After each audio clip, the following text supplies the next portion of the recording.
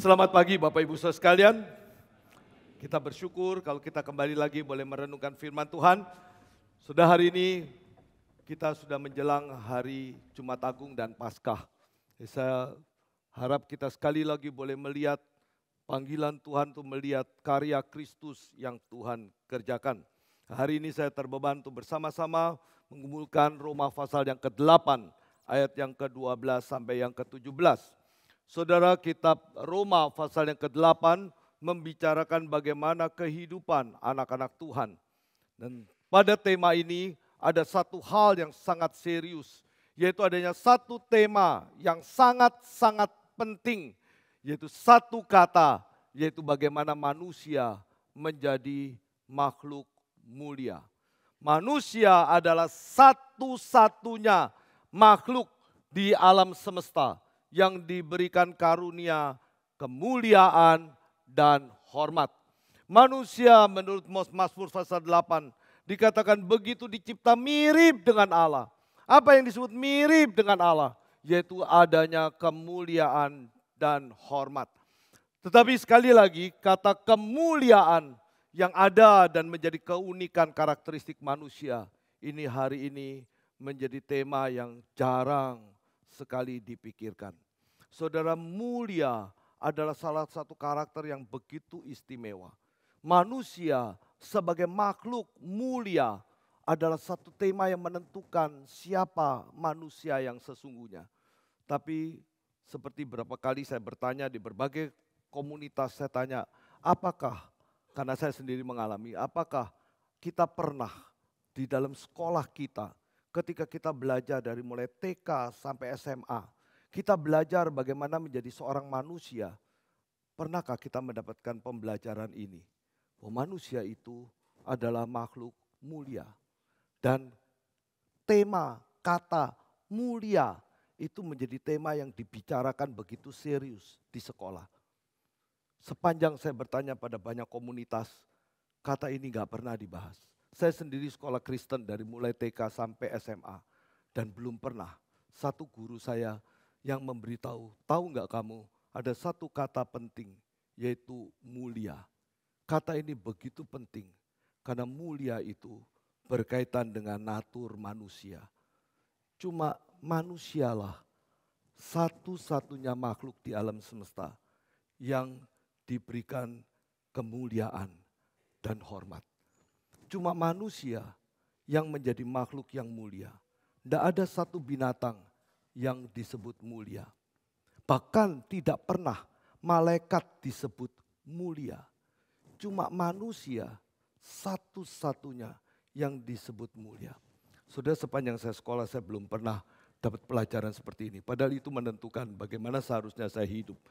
Saya nggak tahu apakah di sini ada sekolah yang Anda pernah alami, yang pernah mengajarkan konsep tentang manusia mulia. Bolehkah? Ada yang di sekolahan diajarin dulu dari mulai TK sampai SMA. Tenang. Kok diam semua? Enggak ada juga ya? Berarti sama ya pengalamannya ya. Berarti kita semua sepanjang sekolah kita belajar hidup, kita belajar menjadi manusia, dan kita nggak pernah tahu who is the real nature of a human being. Mari kita balik kepada Roma 12 ayat 12, Roma 8 ayat 12 sampai 17.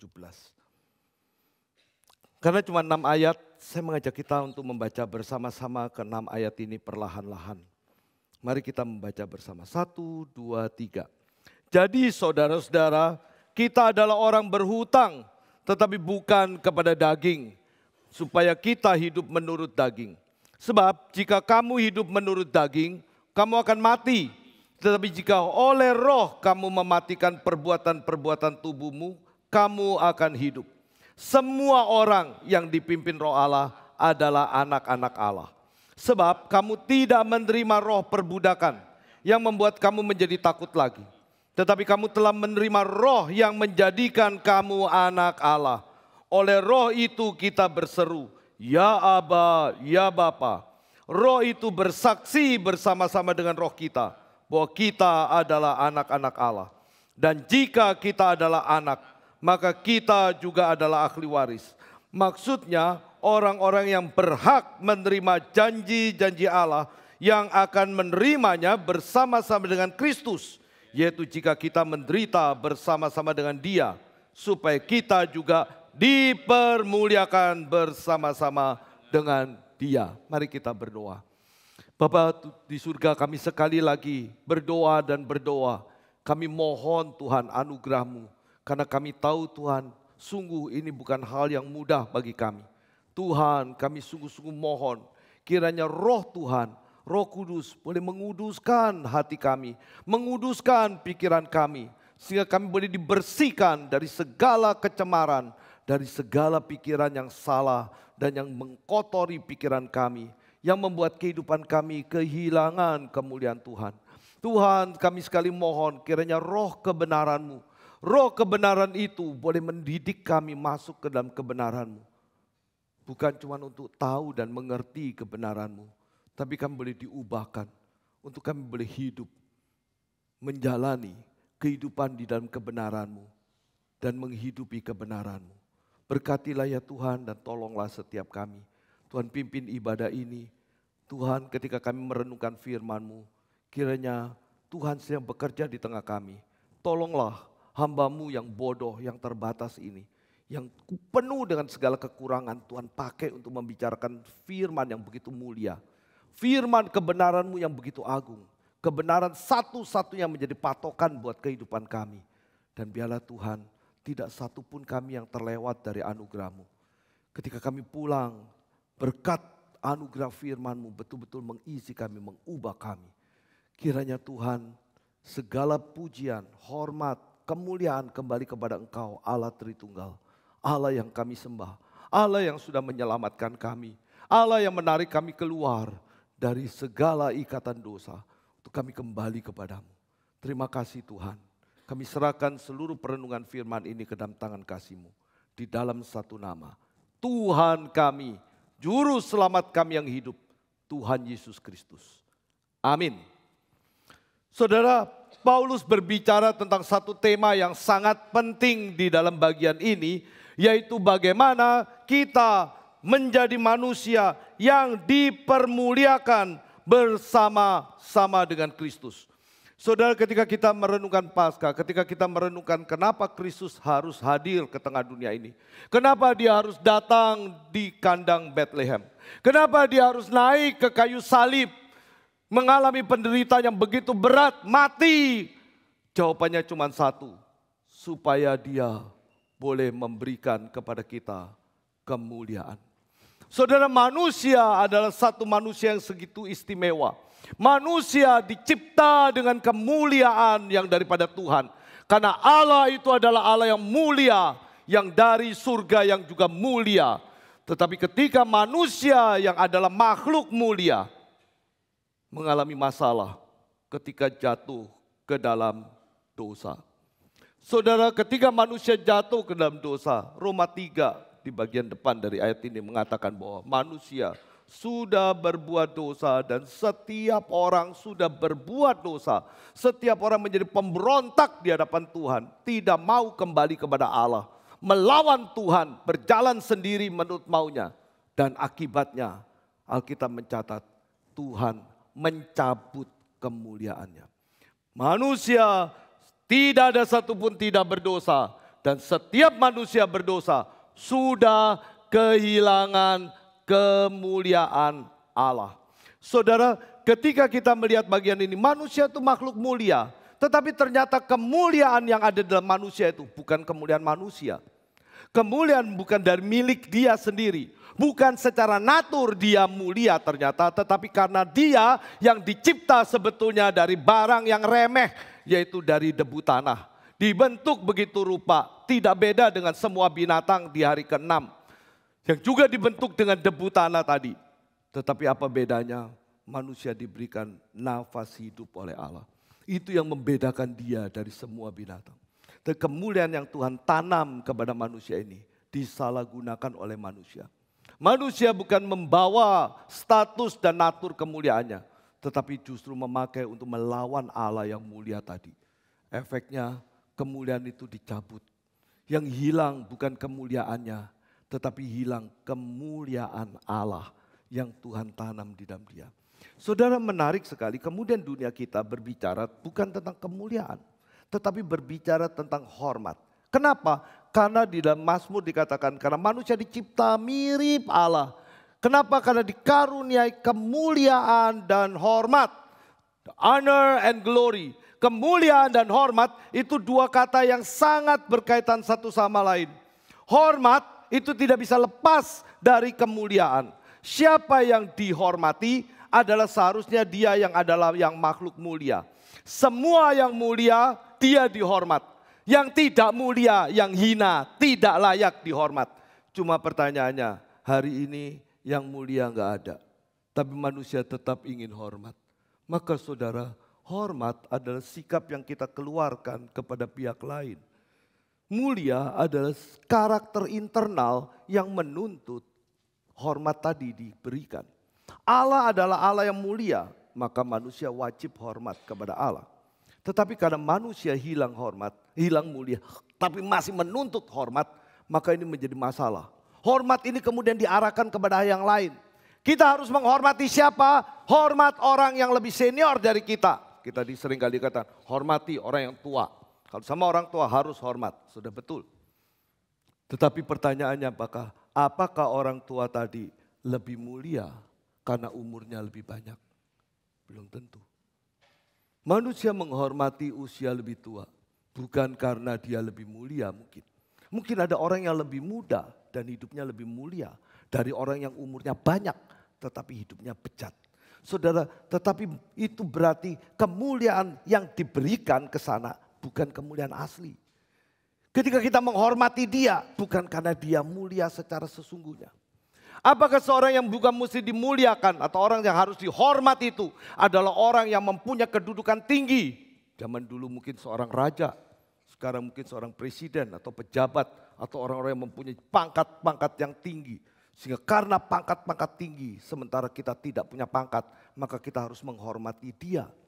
Menghormati, kenapa? Karena pangkatnya tinggi. Dia punya status yang tinggi, mungkin di perusahaan dia seorang CEO, mungkin di ketentaraan dia seorang jenderal, mungkin di pemerintahan dia seorang presiden atau seorang raja. Sudah, anyway di dalam semua itu. Apakah karena seharusnya orang yang punya pangkat lebih tinggi tadi, harusnya hidupnya jauh lebih mulia dari yang di bawah. Tetapi fakta seringkali tidak terjadi. Yang hidup di atas belum tentu lebih mulia.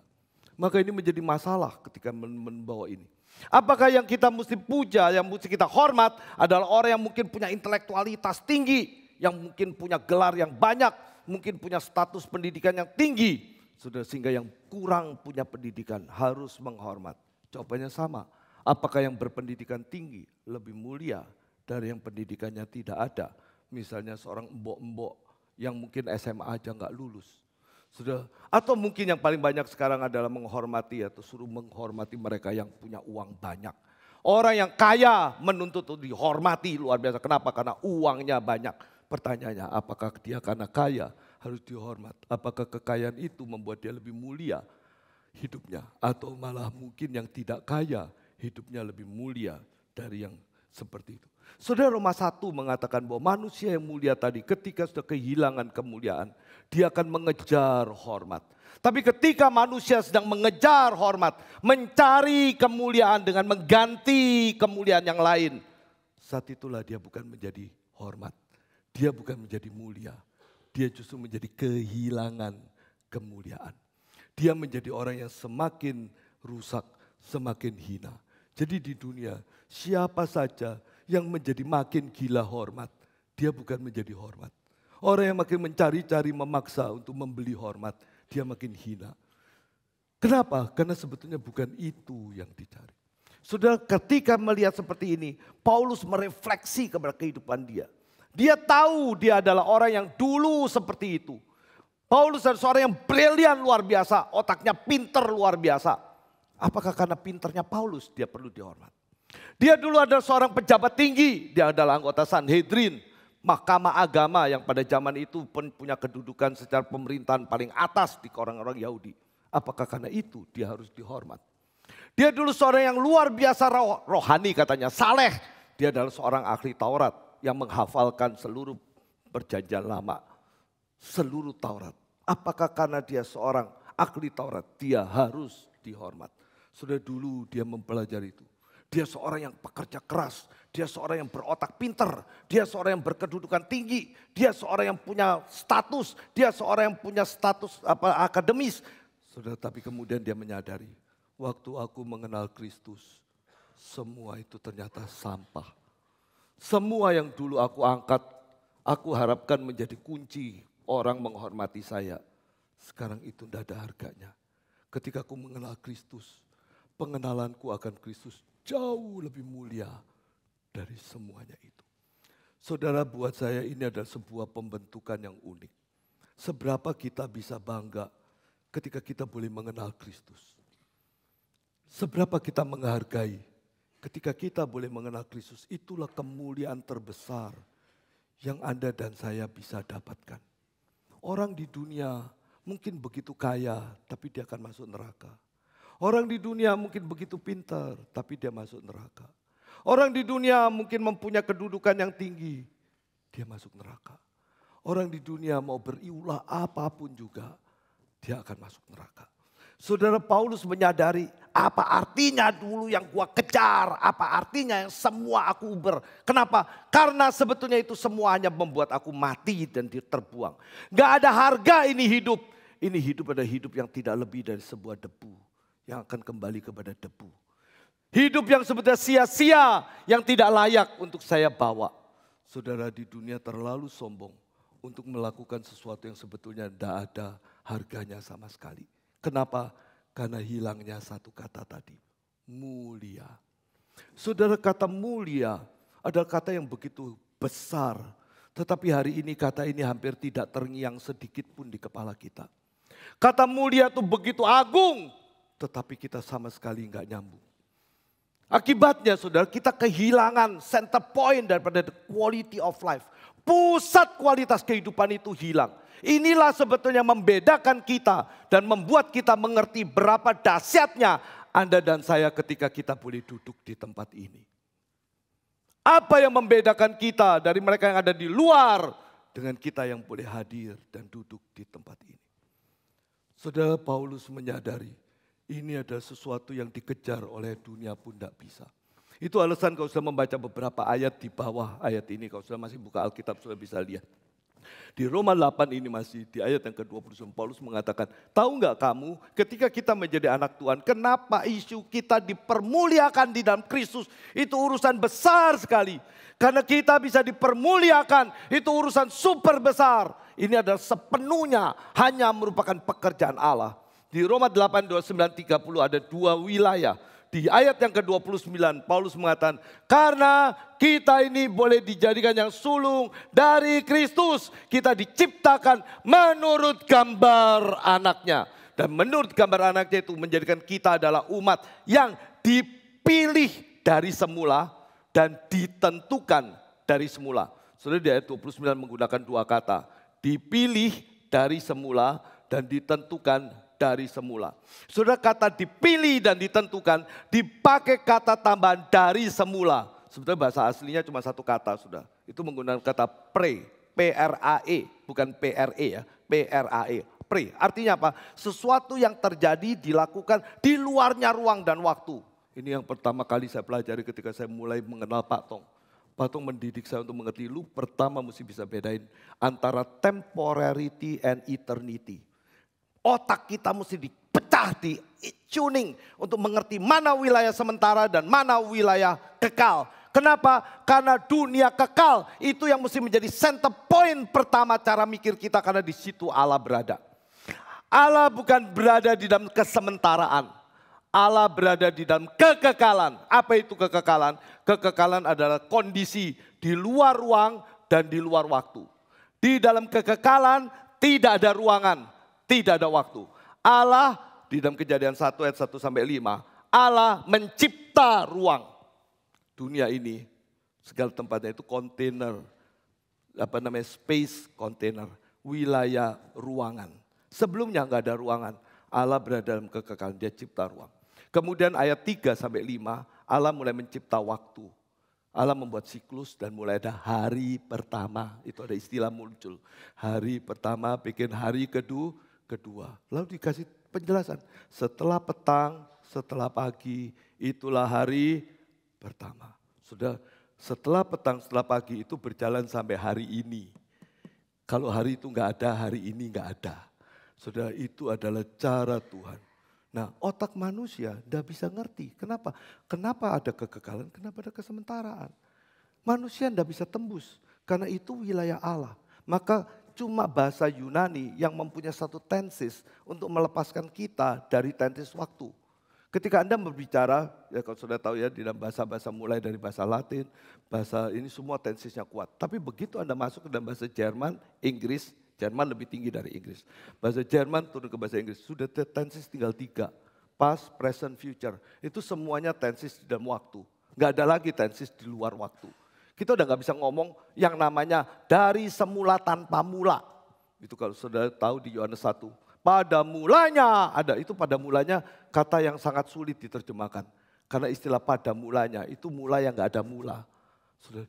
Kalau kita mungkin pakai istilah lebih populer, kita sering dari sononya gitu ya kira-kira ya. Kalau udah ngomong dari sononya itu sono sebelah mana kan kita juga nggak tahu.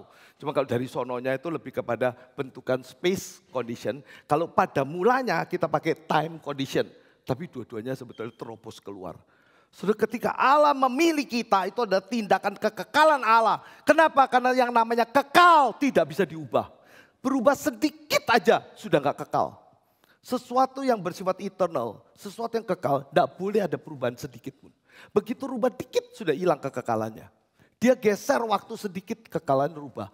Waktu tempatnya geser sedikit, kekekalannya berubah. Maka kekekalan berarti kondisi tidak boleh ada perubahan apapun karena dia berada di luarnya ruang dan di luarnya waktu. Cuman celakanya saudara Anda dan saya hidup di dalam ruang dan waktu. Jadi otak ini mau tuning ke sono, nggak nyambung-nyambung. Kenapa? Karena saya hidup di dalam ruang dan di dalam waktu. Allah memberikan kepada kita pengertian tentang kekekalan. Kita dikatakan hidup kita arahnya nanti menuju hidup yang kekal. Dunia nggak ngerti. Apa itu hidup yang kekal? Tapi kalau sudah tahu, inilah kehidupan sebetulnya. Ketika Allah menyatakan Allah melakukan tindakan kekal Allah itulah landasan dari semua tindakan di dunia. Apa tindakan Allah yang kekal? Yaitu Allah mengatakan dia memilih kita dari semula. Setelah dia memilih kita dari semula, dia menetapkan kita, menentukan kita dari semula. Ini adalah basic point. Menarik sudah, dua-duanya pakai kata pasif. Dipilih, ditentukan. Sehingga dua kata yang dipakai di Roma 8 membuat kita mesti sadar manusia mau upaya pun gak mungkin. Kenapa? Dimulai dari tindakan kekekalan. Sementara manusia tidak punya posisi kekekalan. Sehingga ini cuma hak prerogatif Allah. Maka manusia mau upaya apapun gak mungkin kecuali Allah yang bertindak. Kedua, kemampuan memilih dan kapasitas untuk menentukan juga bukan pada kita. Cuma ada pada Allah. Sehingga ayat 29 menjadi landasan absolut untuk kita mengerti apa yang Tuhan kerjakan kepada kita. Justru karena ayat 29 inilah terjadilah misi Tuhan ketika dia mengirim anaknya yang tunggal turun ke dunia. Kenapa? Karena dari ayat 29 mesti terjadi ayat yang ke-30. Di ayat ke-30 ada 3 lagi kata pasif. Kenapa? Karena apa yang Allah kerjakan dalam kekekalan harus dijalankan kepada manusia yang hidup di dalam kesementaraan. Anda dan saya ada dalam kesementaraan, kita punya kelahiran, kita bakal mati. Gak ada satupun dari kita mau sombong kayak apapun gak mati. Pasti mati punya. Kenapa? Itu namanya manusia berdosa. Ya, kemarin saya sangat senang sekali Patong kemarin khotbah KKR di IC luar biasa. Dia bicara cuma 4 poin, tepat sekali, pendek, tepat dan begitu intensif. Poinnya jelas, urutannya bagus sekali. Dia mengatakan, kenapa kita mesti kembali kepada Kristus? Kenapa di dunia butuh Kristus? Karena cuma Kristus yang datang ke dunia. Mati, mati untuk apa? Mati untuk mensubstitusi kita. Mati untuk memulihkan manusia menjadi manusia. Mati untuk menebus kita supaya dosa kita bisa dihabisi. Mati untuk merekonsiliasi kita. Kita bisa kembali kepada Allah. 4 poin.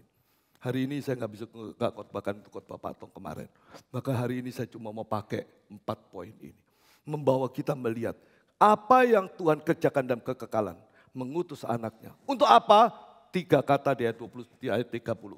Yaitu kita akan dipanggil. Ini kata pertama. Ada satu momen, kalau ini tidak terjadi pada hidup Anda, berdoalah. Karena Anda kalau hari ini boleh dengar firman, ini menjadi titik panggilan untuk Anda boleh berdoa. Tuhan memanggil kita. Tidak semua orang punya kesempatan, maupun nggak bisa. Karena itu bukan manusia punya kemampuan. Allah memanggil Anda dan saya. Di dalam kesementaraan ada sebelumnya dan ada sesudahnya. Antara sebelum dan sudah ada satu titik di mana Allah memanggil kita.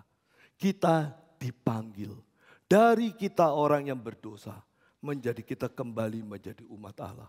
Dari anak-anak dunia hidup daging kembali kepada hidup di dalam Roh Kudus. Ada satu momen, ada satu titik. Kalau kita nggak punya titik itu, berdoalah dan carilah titik itu dan jadikan titik itu. Di mana Anda sadar, this is the moment. Hari ini saya dengar firman dan Tuhan memanggil saya kembali. Kenapa? Karena ini titik tolak pertama.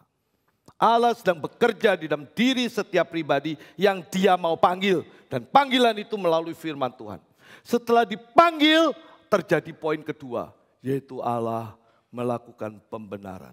Orang yang dipanggil, dia juga dibenarkan. Sudah sampai di bagian ini saya menangis di hadapan Tuhan. Saya sadar manusia adalah manusia berdosa. Hidup kita tidak layak. Kita bukan orang yang bisa hidup benar dulu. Terus Tuhan bilang, nih Tuhan saya udah hidup benar. Sekarang gua mau masuk surga. Gak bisa saudara. Tidak ada satu manusia yang sah. Tidak ada satu manusia yang baik. Sehingga kalau sudah membaca beberapa pasal sebelumnya di pasal 5. Paulus mengatakan, Tuhan itu begitu mencintai kita. Dia mengutus anaknya. Mati untuk kita. Ketika kita masih berdosa. We are sinner, kita orang berdosa. Jangan pernah berpikir Anda hidup tidak ada dosa. Tidak ada satu manusia hidup tanpa dosa. Tidak ada satu pendeta hidup tanpa dosa. Kita semua orang berdosa. Ya. Kemarin rame, waktu ya udah lewat ya, sekarang baru saya bicara. Waktu politik kemarin cerita, si itu kotor, hidupnya banyak korupsi gini. Saya tanya, jangan ngakimin, pertanyaan lu sendiri kotor enggak? Saudara, kita gampang nudingin sana sini kotor, korupsi gini. Enggak nuding begini loh, gitu. Saudara jangan pikir kita ada orang yang bersih, kagak. Kita juga sama, cuman gak ketahuan aja gitu. Saudara. Dan pertanyaannya siapa yang menilai gitu ya. Kita menilai orang, kita bilang, kita gampang sekali ngelihat ada selumbar di mata orang. Kita susah ngelihat balok di mata kita sendiri. Kenapa? Karena kita seringkali tidak mudah untuk merefleksi diri kita. Tuhan itu membenarkan kita. Kenapa? Karena kita memang orang gak benar.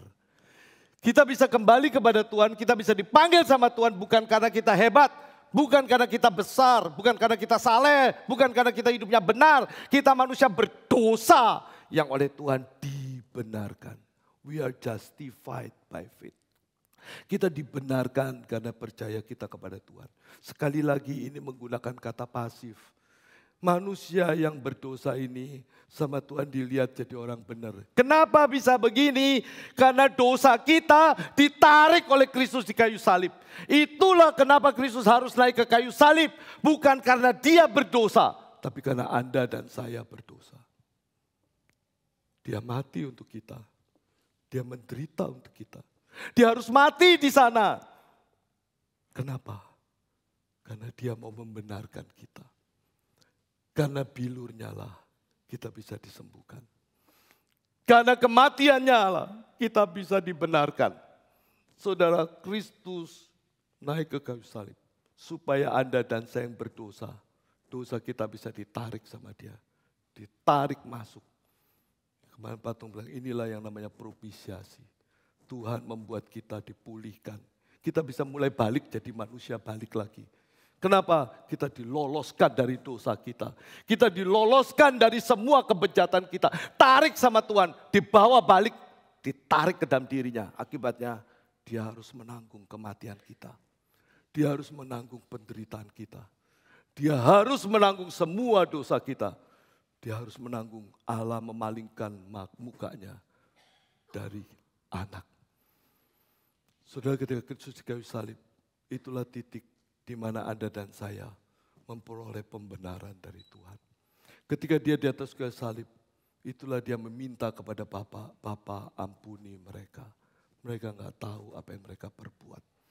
Saudara, ketika kita tidak pernah merasakan Tuhan itu mengampuni kita, dia mati, harusnya saya di sana. Harusnya kita yang mati, harusnya kita yang dihukum. Kita nggak layak untuk bisa menjadi orang Kristen. Karena kita manusia jahat yang berdosa. Yang sombong rasa diri kita baik. Saudara, tapi Kristus mati. Supaya apa? Supaya Anda saya bisa dibenarkan. Sampai di poin kedua, saya sudah mengatakan Tuhan, kau sudah terlalu banyak berbuat untukku. Kau sudah terlalu besar. Siapa saya? Siapa kita? Sehingga kita boleh mengaku di hadapan Tuhan, kita adalah umat tebusan Tuhan. Tuhan berbuat apa? Saya berbuat apa yang membuat Tuhan harus punya kewajiban untuk menarik saya? Tidak ada sama sekali. Seluruhnya adalah anugerah Tuhan. Paulus menyadari itu. Dia tahu sekali. Kalau dia boleh kembali, dia menyadari aku orang berdosa. Di antara semua orang, aku paling berdosa. Aku paling tidak layak. Aku paling gak pantas untuk aku menjadi anak Tuhan. Tapi Tuhan mati untuk saya. Dia menebus dosaku. Saudara, kesadaran ini yang membuat Paulus bisa berubah. Kesadaran ini membuat dia berubah sama sekali. Kenapa? Allah membenarkan dia. Karena dia hebat? Bukan. Karena Tuhan mau membenarkan. Tapi saudara, di dalam ayat 30 tidak berhenti sampai poin kedua. Sampai poin yang kedua, Tuhan mengatakan, kamu bukan cuma dipanggil, bukan cuma dibenarkan, tetapi kamu juga akan dipermuliakan. Saudara, waktu pertama kali dulu saya bertobat, lalu saya baca Roma 8. Sampai ayat sini, saya baca 3 kali. Salahkah saya? Salahkah saya? Allah mempermuliakan saya. Salahkah kalimat ini? Allah itu mulia. Saya berdosa. Saya mempermuliakan Allah. Itu harus. Dia begitu mulia. Dia begitu agung. Saya harus menghormati dia. Saya harus menyembah dia. Saya harus mempermuliakan dia. Itu wajib. Allah mempermuliakan saya. Kalimat itu membuat saya merinding, saudara. Allah mempermuliakan saya. Siapa saya? Allah mempermuliakan saya. Saya baca lagi, saya baca lagi. Dan kalimat tidak salah. Betul. Kamu dipermuliakan. Sudah kalimat ini kalau kita balikin lagi ke Roma 8 ayat yang ke-17. Keluar kalimat yang sama. Yaitu jika kita menderita bersama-sama dengan dia. Supaya kita juga dipermuliakan bersama-sama dengan dia. Kalimat itu tidak salah.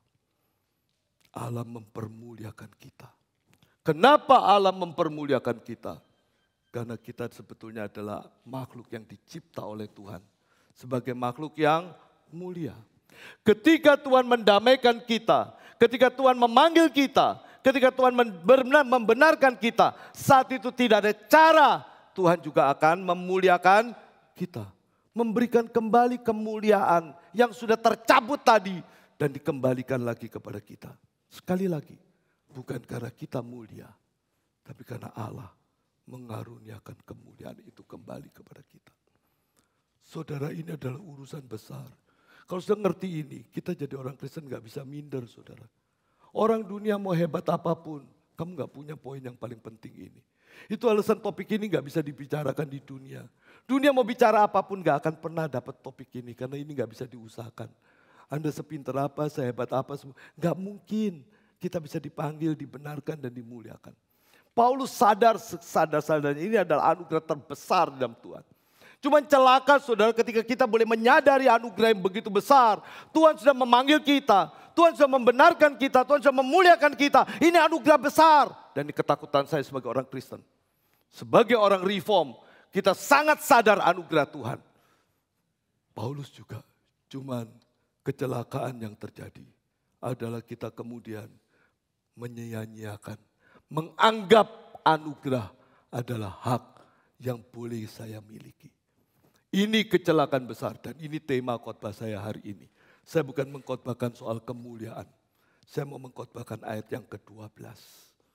Di dalam ayat yang ke-12, di sana dikatakan, jadi saudara-saudara, kita adalah orang berhutang.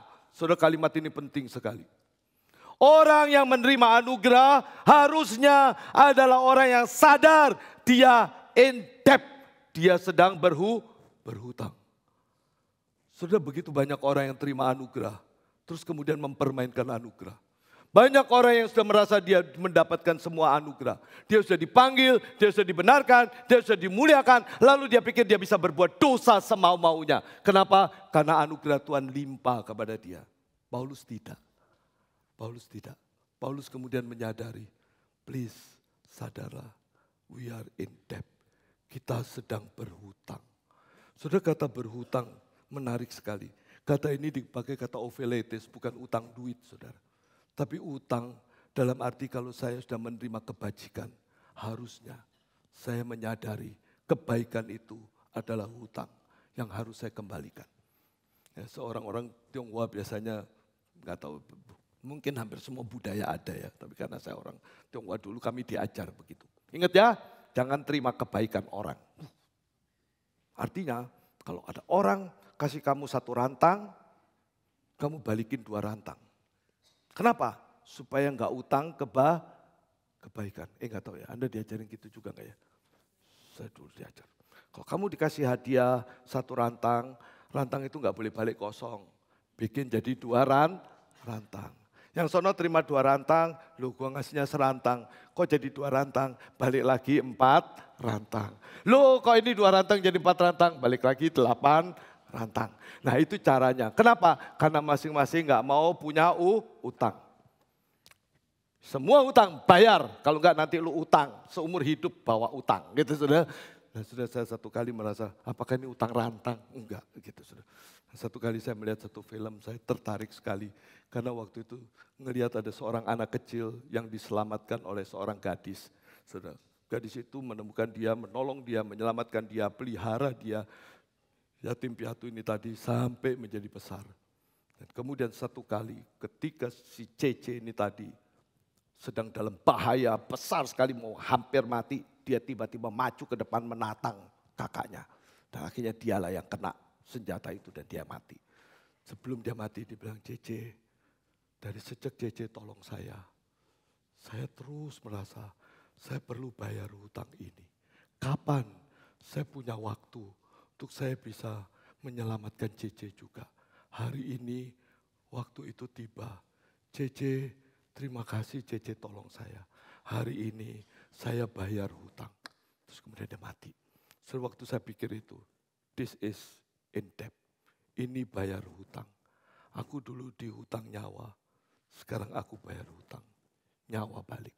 Tapi waktu saya bayangkan Kristus, saya nggak bisa bayar hutang.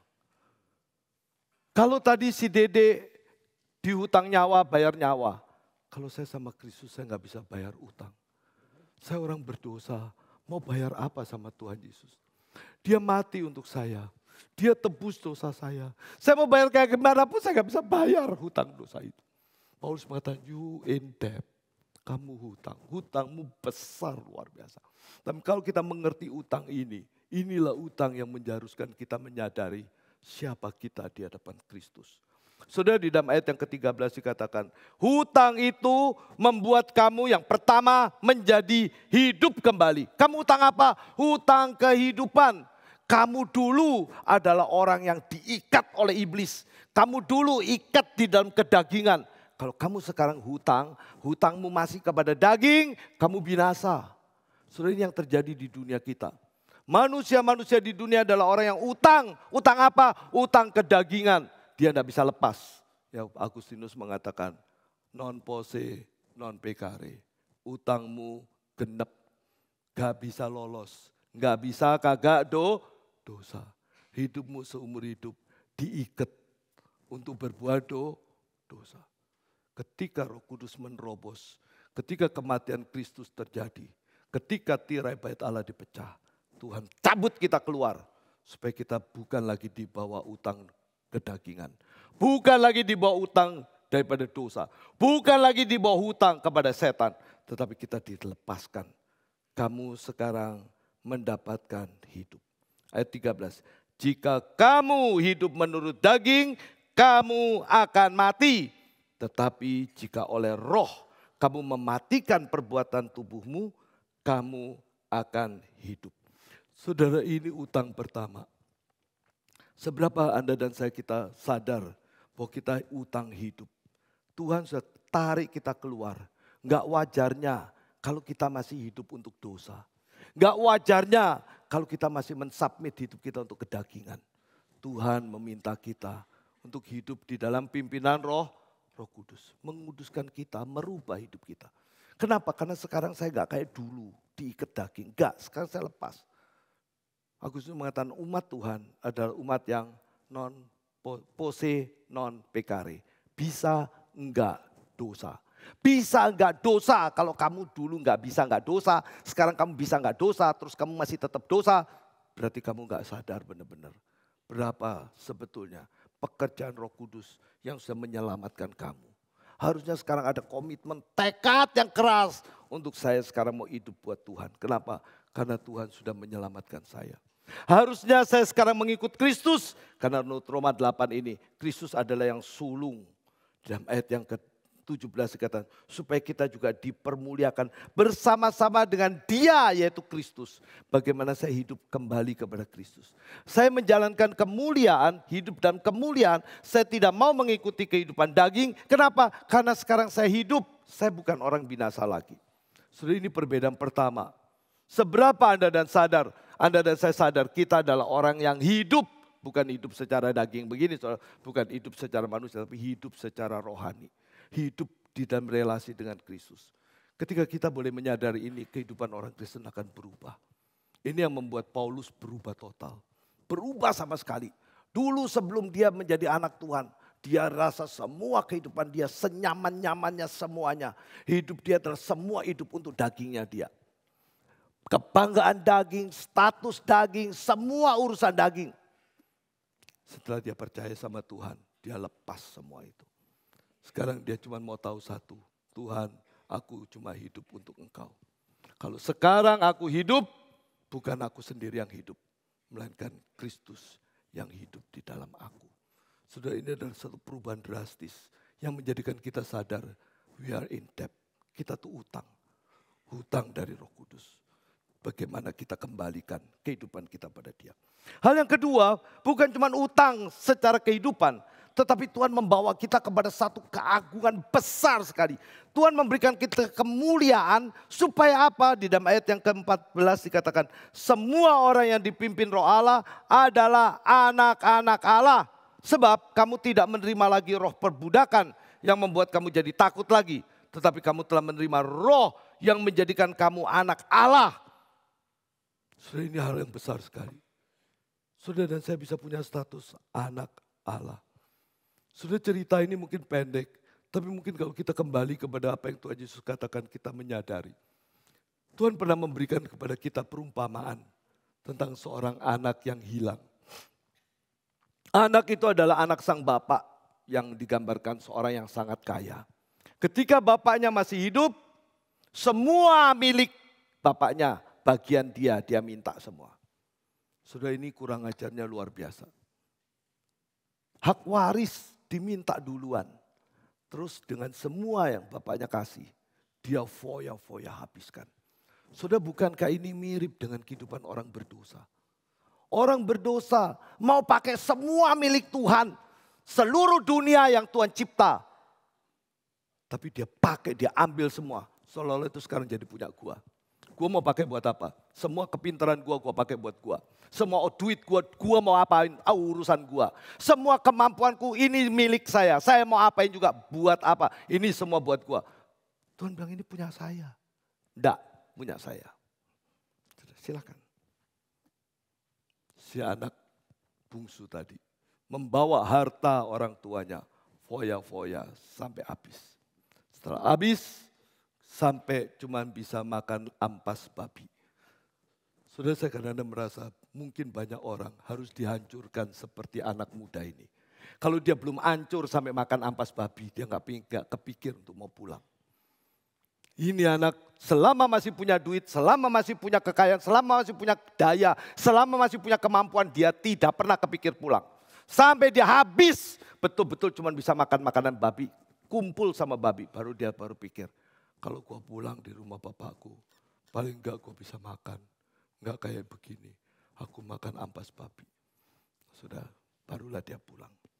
Saudara, ketika dia pulang, dia sudah gak ada pikiran gua jadi anak. Tidak ada. Dia cuma kepikiran kalau gua pulang, bapak gua mau terima aja. Terima kasih, terima kasih. Mestinya bapak gua lihat gua langsung sambit pakai parang. Anak durhaka, gak usah pulang gitu ya. Mati aja kau gitu mestinya. Kenapa? Lu udah kurang ajar hidup kayak begini. Sekarang masih berani balik gitu. Dia udah pikirkan, kalau aku bisa pulang, masih bisa makan di rumah bapakku. Jangan anaklah jadi pegawai yang paling bawah pun. Itu sudah bersyukur. Saudara, orang yang bisa sadar ini ya, ini orang berdosa yang betul-betul tahu diri. Jarang, bahkan banyak orang Kristen gak sadar kayak gini. Ketika dia balik sama Tuhan, dia masih merasa, gua cukup baik kok. Gua jadi Kristen, gua cukup baik kok. Gak ada perasaan seperti anak muda ini. Sehingga rasa hutang itu gak ada. Saudara tahu ketika dia pulang, bapaknya bukan maki dia. Bapaknya bukan musuhi dia. Bapaknya lari, peluk dia. Kamu anakku. Sudah saya nggak bisa bayangin anak itu rasanya seperti apa.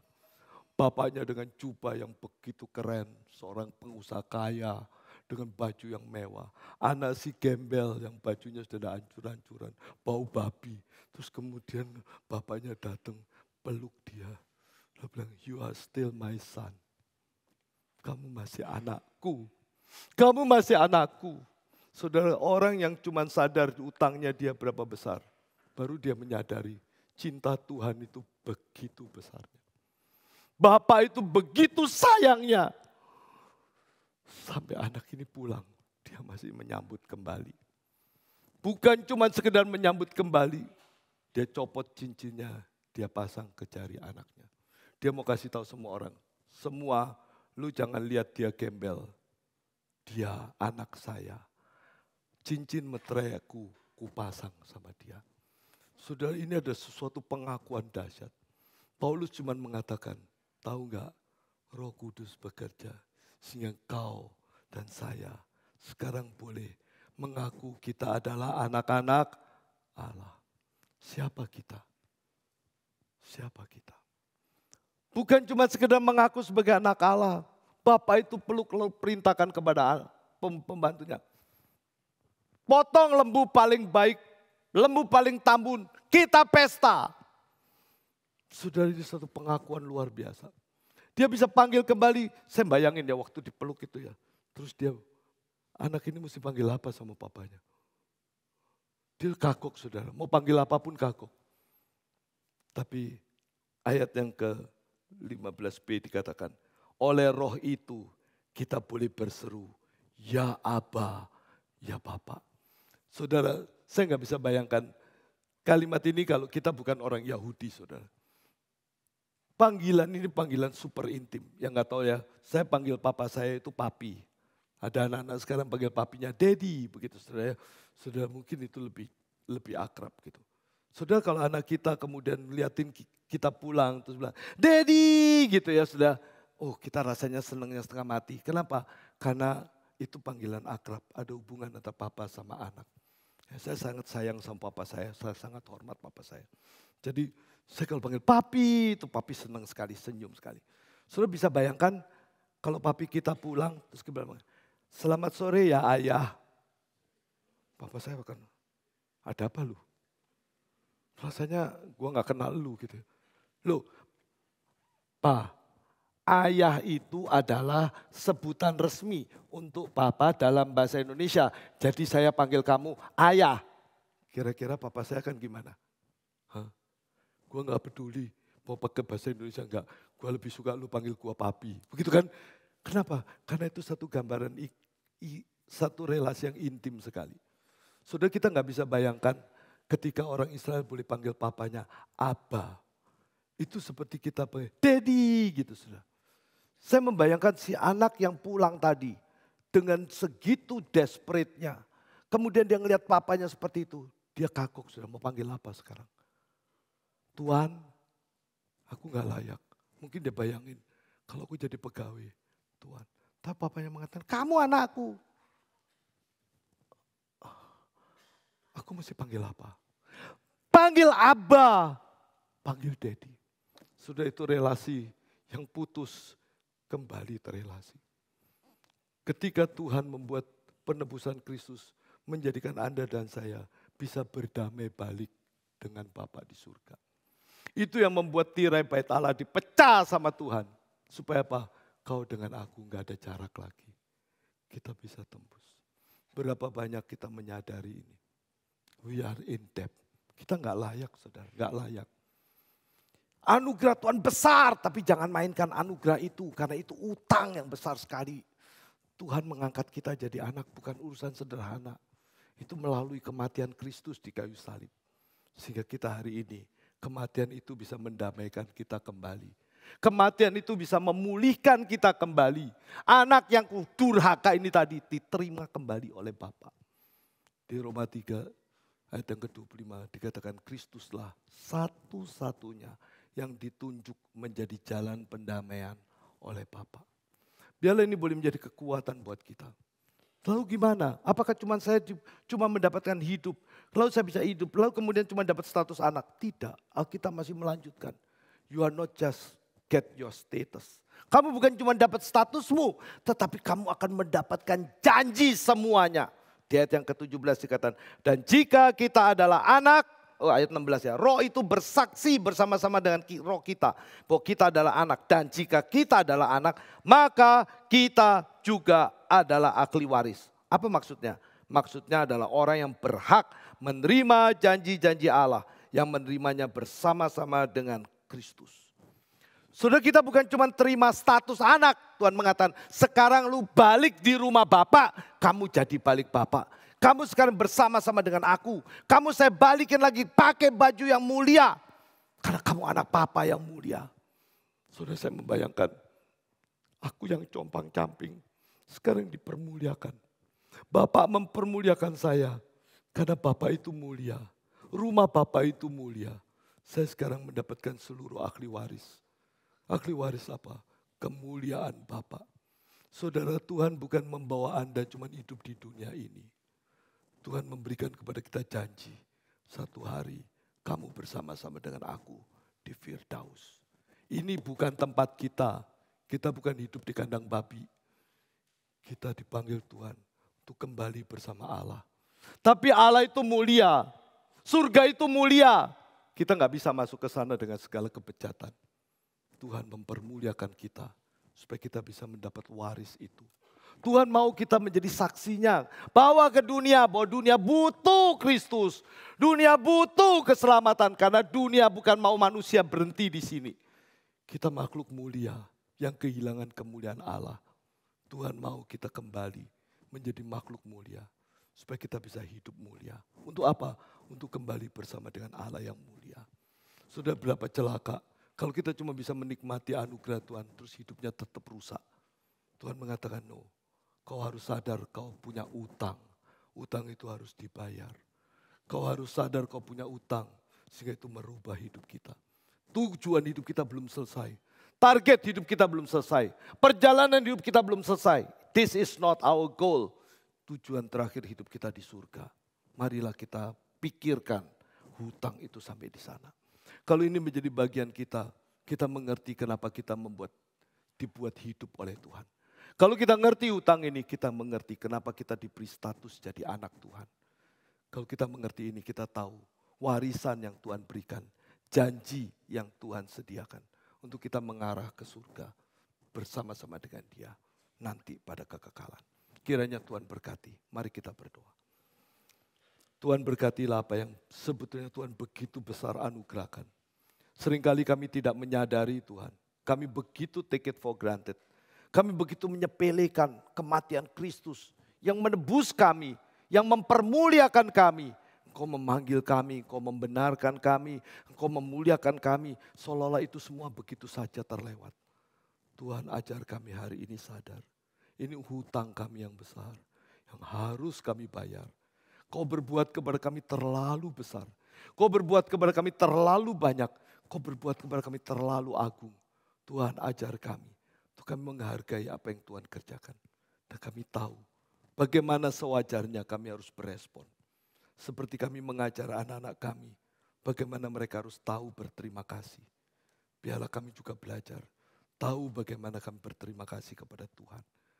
Kami berhutang kepadamu Tuhan. Biarlah ini merubah seluruh hidup kami. Sehingga hidup kami boleh menjadi hidup yang berbuah. Hidup kami boleh menjadi hidup yang berlimpah, penuh dengan segala macam berkat yang Tuhan sudah janjikan. Seluruh janji kerajaan surga, kelimpahan Tuhan berikan. Supaya kami boleh menjadi saksimu. Terima kasih Tuhan. Kami bersyukur untuk semua ini. Dalam nama Tuhan Yesus Kristus yang sudah mati menebus dosa kami. Yang sudah bangkit memberikan kekuatan kuasa kemenangan untuk kami. Kami naikkan doa ini. Amin. Mari kita bersama-sama bangkit berdiri. Bersama-sama dengan gereja segala abad dan segala tempat. Kita akan mengikrarkan pengakuan iman kita seturut dengan pengakuan iman rasulis demikian. Aku percaya kepada Allah, Bapa yang Maha Kuasa, Khalik langit dan bumi. Dan kepada Yesus Kristus, anaknya yang tunggal Tuhan kita. Yang dikandung dari Roh Kudus, lahir dari anak darah Maria. Yang menderita sengsara di bawah pemerintahan Pontius Pilatus. Disalibkan, mati dan dikuburkan. Turun ke dalam kerajaan maut. Pada hari yang ketiga, bangkit pula dari antara orang mati. Naik ke surga, duduk di sebelah kanan Allah, Bapa yang Maha Kuasa. Dan dari sana ia akan datang untuk menghakimi orang yang hidup dan yang mati. Aku percaya kepada Roh Kudus, gereja yang kudus dan am, persekutuan orang kudus, pengampunan dosa, kebangkitan tubuh, dan hidup yang kekal. Amin. Jemaat silakan duduk. Kita akan mengumpulkan persembahan kita bersyukur pada Tuhan dan saya akan kembalikan kepada liturgis. Tuhan memberkati. Kita bersyukur kepada Tuhan untuk pelayanan Pendeta Sucipto Subino di tengah-tengah kita pada pagi hari ini. Sebelum kita mengumpulkan persembahan, ada beberapa hal reminder kepada Bapak Ibu sekalian. Yang pertama-tama, pelayanan KKR Penjara Kelapas Cipinang akan diadakan pada hari Kamis 28 Maret pada pukul 9 yang akan dipimpin oleh Pendeta Budiman Tia. Kami mengundang jemaat pria untuk boleh bersama-sama mengikuti acara KKR Kelapas Cipinang ini. Untuk informasi bisa menghubungi kepada Diaken Andre Wijaya. Dan sekali lagi diingatkan untuk hari Jumat akan ada kebaktian gabungan Jumat Agung Sejabodetabek pukul 9 di RMCI. Jadi hanya ada di RMCI dan di tempat ini tidak ada. Dan untuk minggu depan kebaktian gabungan Paskah kita hanya ada kebaktian satu kali pukul 9 pagi di tempat ini. Dan selanjutnya acara kebersamaan remaja dan pemuda akan diadakan pada hari Senin 8 April di Dufan. Sekali lagi acara kebersamaan remaja dan pemuda akan diadakan pada tanggal 8 April di Dufan. Informasi bisa menghubungi Saudara Daryl dan Andrea. Bagi rekan-rekan pemuda dan remaja diperbolehkan untuk mengajak teman-teman kalian yang bukan dari GRI Kebenjeruk. Jadi boleh diizinkan mengajak teman-teman yang di luar GRI Kebenjeruk. Dan yang terakhir sudah terbit buku baru Kasih Allah, Doa dan Keberanian Berjuang yang ditulis oleh Pendeta Jimmy Pardede. Bapak Ibu bisa membeli